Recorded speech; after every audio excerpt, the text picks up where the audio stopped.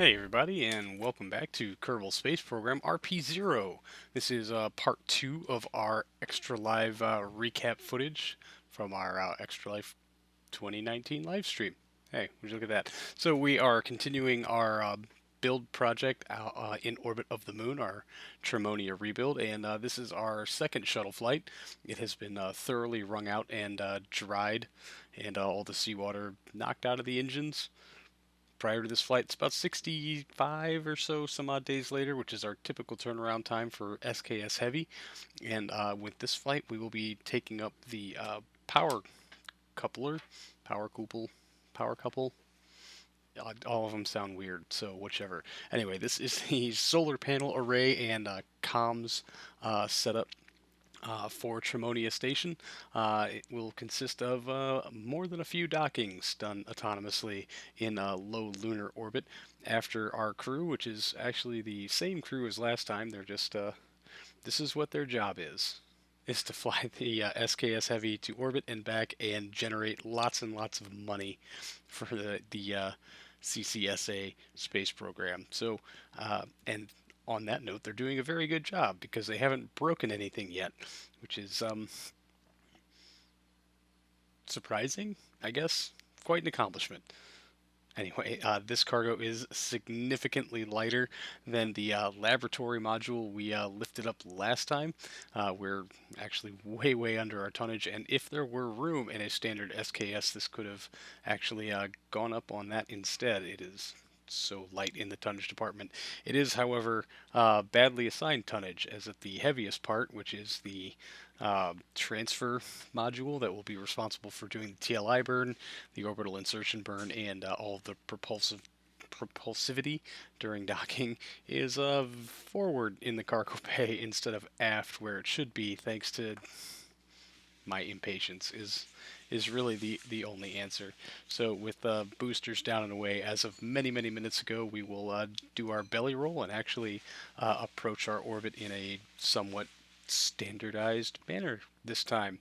I must have been getting tired and didn't care. Decided to show off, I guess.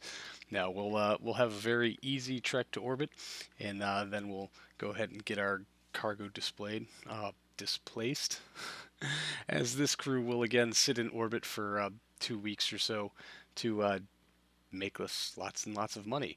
There's MECO and separation of the EFT, and we'll just do a little tap burn on our OMS to circularize. We did shut down the engines before they had exhausted their fuel, just to help deorbit the external fuel tank, as really should be standard procedure, but it's not. And here you can see after we switch screens a whole bunch and then just barely jump out of range. Thank you for that one, KSP. Here is our power couple. Now this is actually not going to be its final deployed configuration. We'll have a primary docking that we will do, and then we will undock and redock a few times to get this thing constructed the way we would like it. So we're going to set up our TLI burn, and well, I guess we'll just warp around to the other side of the planet and let this happen. Anyway, because my throat kind of hurts and our RCS tanks are a little misaligned, we'll just sit back and enjoy some of the view.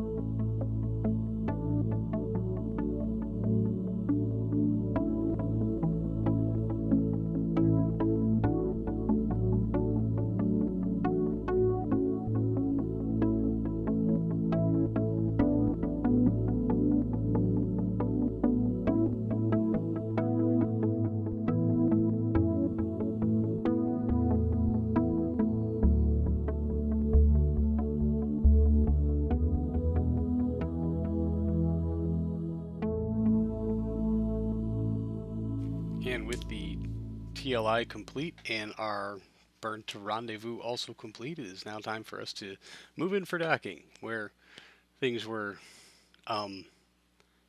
interesting. um, like 90% of the mass of this thing is in the transfer stage. The actual solar panel truss array does not mass that much. So even with thruster ports way the hell out there on those truss pieces, balance was not really gonna be a thing, and with every piece that we dropped off on the station, it was going to get just a little bit worse and worse and worse and worse. Not to mention that we'll have those truss pieces to contend with when it's actually time to come in for docking. So um, this has been sped up not insignificantly, and it still manages to take a very, very long time. So we have sped up the sped epi bits quite a lot to spare you the pain that I inflicted upon my poor viewers during this Extra Life live streams. Yes, as you can see, we need to assemble kind of a T-like assembly out of these solar trusses to kind of make a solid cap across the top instead of a straight line going up, just because it would be a little better. But the wiggles were not really cooperating, and of course then there's the question of, can you get them aligned well enough to where the solar panels don't look just absolutely ridiculous.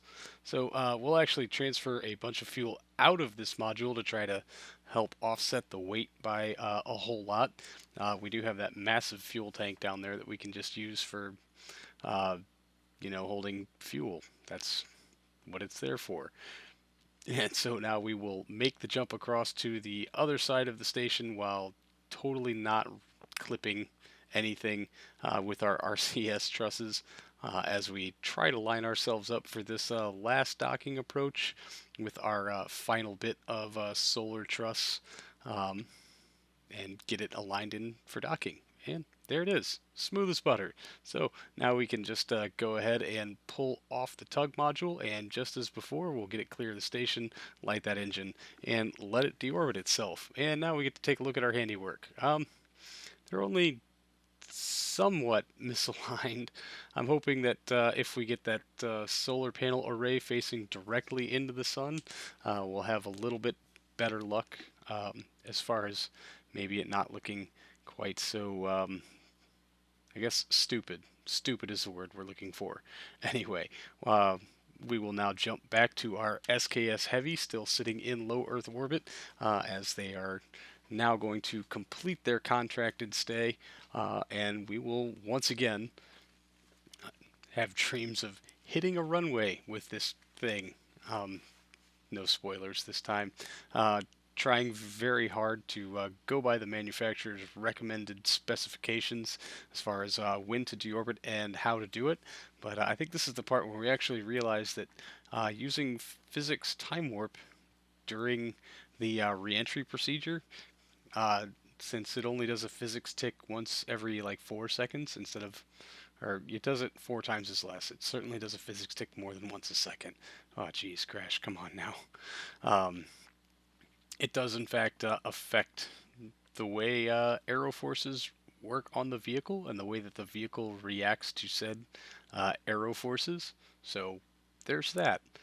So I guess it's going to be a lot more testing as far as doing deorbits using mostly physical time warp, because I am impatient and would like to, I don't know, at least hit dirt this time.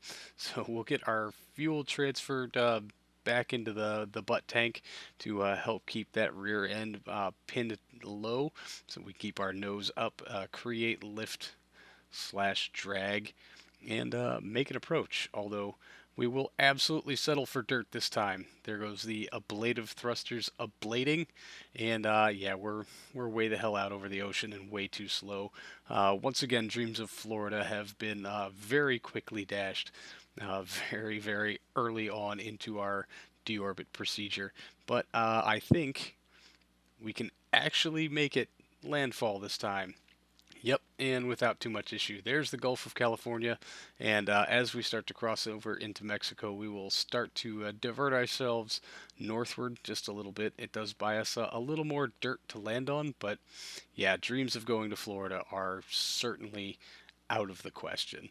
So it looks like we'll just try to find ourselves a nice stretch of desert, hopefully without mountains, on which to plant our wheels this time. So, with this cloud cover creeping up below us, incessantly so, making it very difficult to find out if where we're coming down is, not a terrible spot to land, like the side of a mountain, or a lake, or a small row of shops. Whatever. It's dirt, so I think we're doing better than we did last time. We won't have to ring this thing out with those high CFM fans that they use for drying floors, or whatever it is the geniuses down at the CCSA VAB did last time to get this thing ready for this flight. It worked because, other than falling well short of the runway again, it was pretty flawless. So this looks nice and flat, so we'll slow down the time warp just a little bit as we start to bring ourselves in for a final approach on a nice, empty, long, flat stretch of nothing, geared down and locked, and we'll just go ahead and dial in our final approach, trying to keep that vertical slip nice and low. And almost. Will we fake it out again? Nope. Main gear down, nose gear down, shoots out, brakes, mission success. Let's get them all home. We will change gears slightly, still in the Extra Life live stream. This is a DN1A, a vehicle we've not flown in a very long time, with a rather ridiculous fairing. Yes, this is carrying the habitat module for Tremonia Station. Again, in low lunar orbit. I think I glanced at the numbers for this lift vehicle. Based on tonnage, it should be able to get to orbit. Not really thinking that, we still need to have some for TLI, and not really figuring that, because you can get it to orbit, doesn't mean it's going to be much good to you there. And you also have to fly this vehicle appropriately to move its maximum tonnage to orbit, which was the downfall here. Yeah, not all of these missions went extraordinarily well or even to plan. You see our TWR is exceptionally low as our RD-171M boosters separate off and leave us with a single RS-25 that was supposed to be responsible for getting us the rest of the way to orbit. However, we're operating very close to this vehicle's maximum rated tonnage, and I did not gain nearly enough altitude when we had the boosters attached to make this coast to orbit thing anywhere close to possible. This mission was doomed from the start, and the cost of it will eat up at least one shuttle launch worth of profits that we had from doing the rest of this base construction thing. On very unfortunately for us, this does kind of put a dent in our money-making scheme.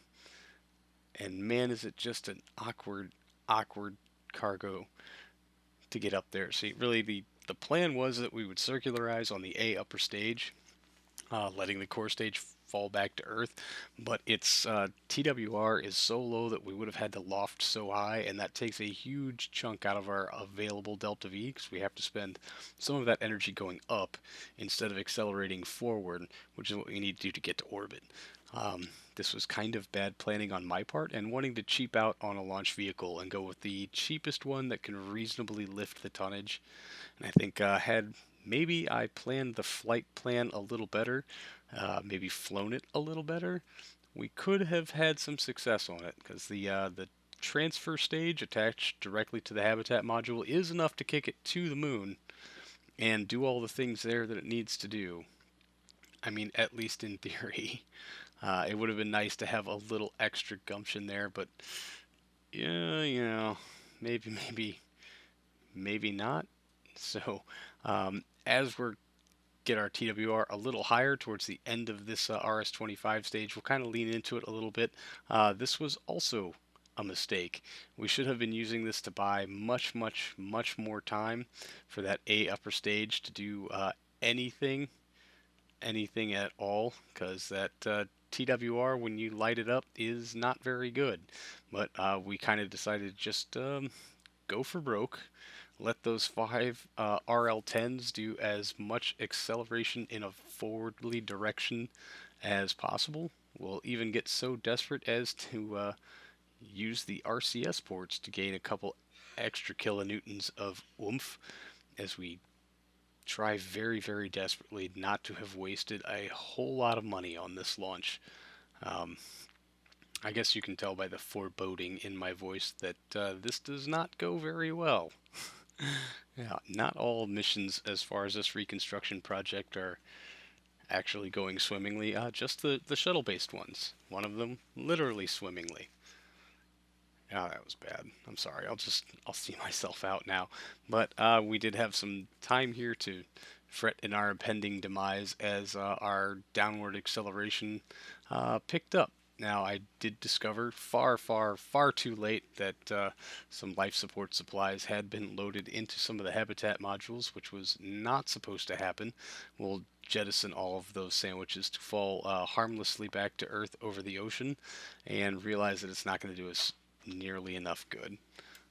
Won't stop us from trying, however. We'll just keep that pitch a little higher as we get very close to re-entering Earth's atmosphere. Very unfortunately for all of us. Yeah, we'll just go ahead and let it do a stand as boom, there's the thunk of Atmo, and quickly enough, bad things start to happen. So, again, won't stop us from trying to arrest some of this descent, but we're already down to 100 kilometers. The fate of this poor module has already been sealed. We're just kind of, fighting the fates, which has never, ever once gone well. So here's old me to be sad about it. Oh, yeah, hold on. I forgot we had this on from when we jumped to the craft.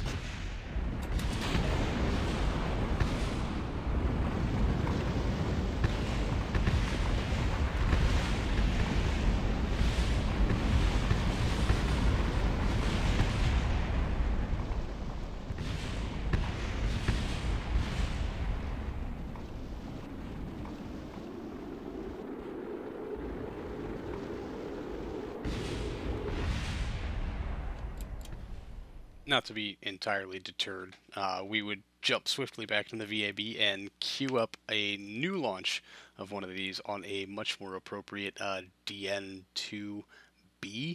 The major differences here is that we will lock the tanks on the things that are not supposed to have any fuel in them.